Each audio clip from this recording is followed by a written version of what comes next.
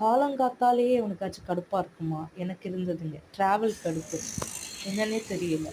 சரி ஒரு காஃபி அடிச்சா வந்து மைண்ட் ரிலாக்ஸ் ஆகும் அப்படின்னு சொல்லிட்டு, நான் வந்த இடம் தான் இப்போ உப்பவிஹார் வந்தேன்.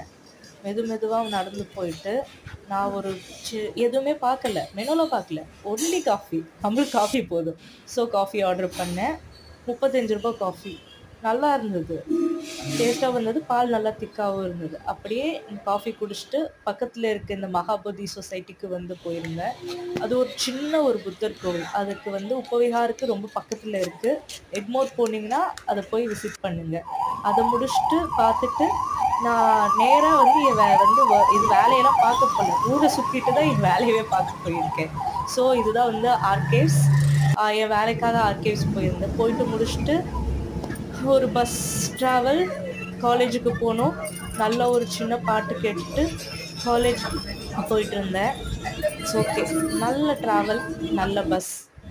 அண்ட் கடைசியா வந்து சாயந்தரமா அகைன் இன்னொரு காஃபிய முடிச்சுட்டு, காஃபி நல்லா இருந்தது குடிச்சேன். ஆனா சீக்கிரமா